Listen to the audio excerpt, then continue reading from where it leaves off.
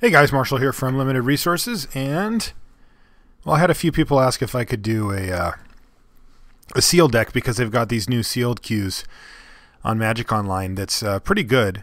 I guess they're pretty good value. I haven't actually done one yet, so this will be my first one doing it. But let's see what we have.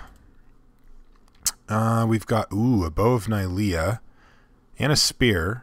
This isn't playable. This isn't playable. Also a Mist Cutter Hydra and a Prophet of Krufix. So the obvious is looking to be here. But, you know, this is only one small part of building a sealed pool. So, oops.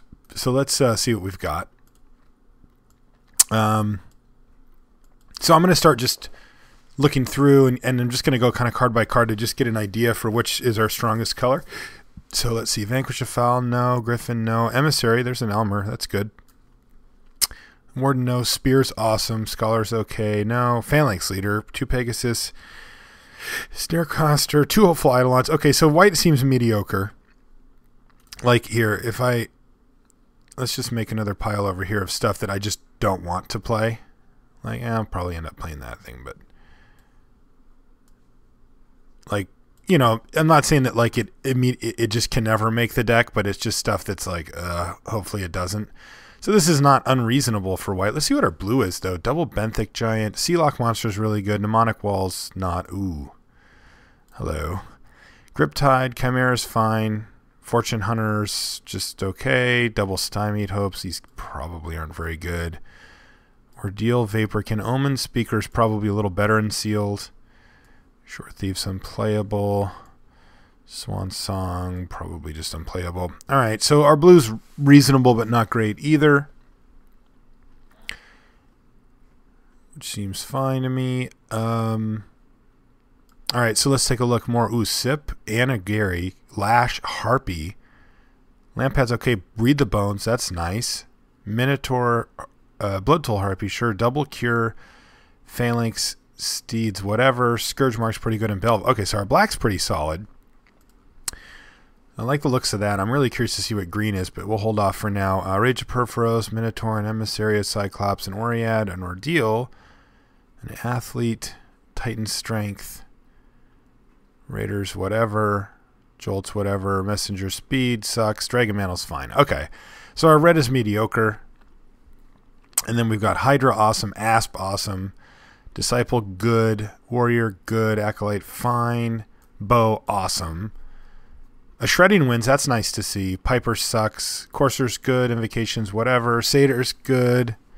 Hedonists suck, but Double Scorpion's pretty good. And then Hunt the Hunter's one thing. Alright, so it looks like our green's good enough to go.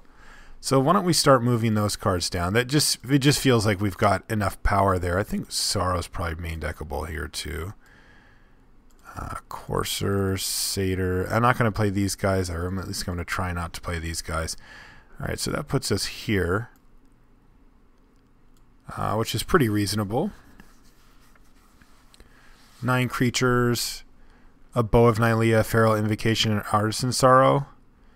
That seems fine as a start. So let's see what we come up with here. Like if we go with blue, we get these guys. Probably, let's just say one of those. Let's just say none of those, but maybe. Griptide's really good.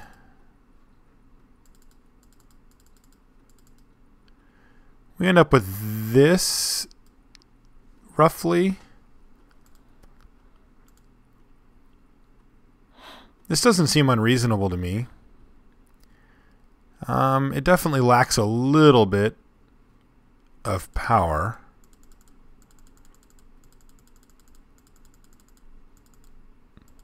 Though not too bad. Let's see what the black version looks like.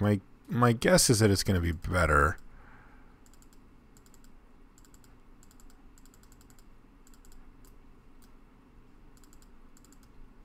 Well, it's certainly deeper. This is probably just better. I mean, this card's really good, but it isn't the most consistent performer either. It certainly suffers from a little bit of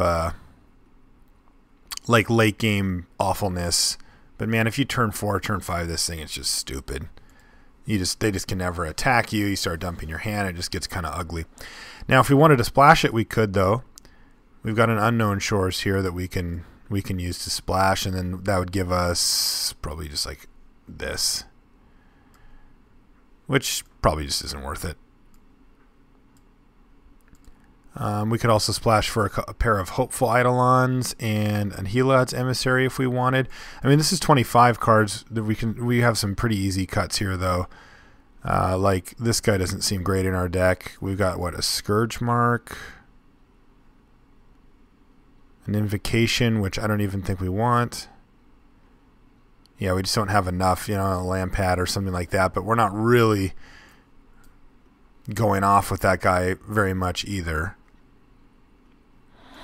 This just seems to have a lot of the tools that we'd want to win. Like we can shore up the early game with Scorpions and Freeka's Cures, power out big stuff with a Voyaging Satyr, and then we can ride the late game with Bow of Nylea,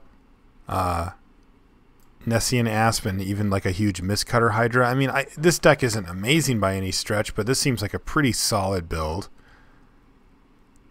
With no Nylea's presence, it feels like a splash.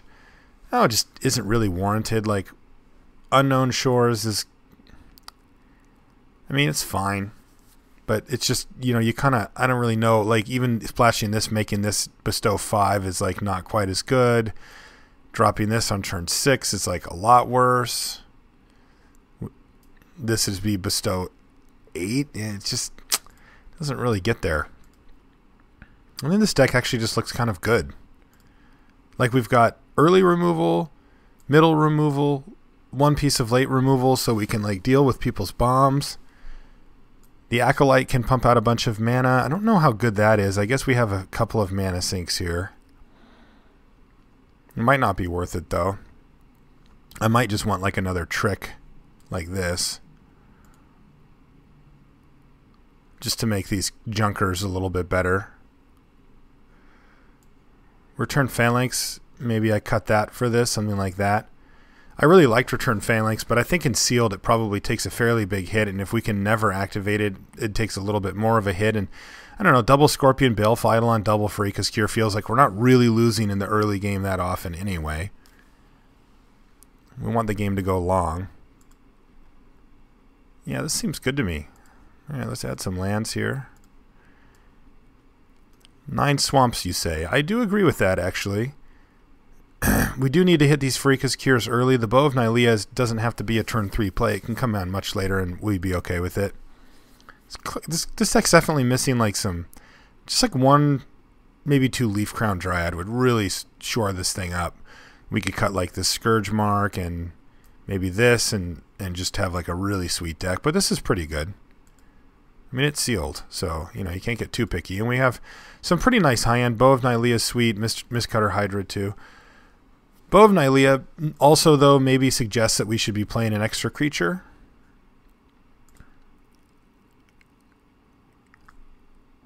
I could do it like this. This wouldn't be too bad either.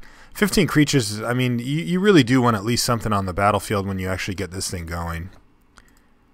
And since our Return Phalanx can just straight up never attack, I think that Flesh Mad Steed's a little better.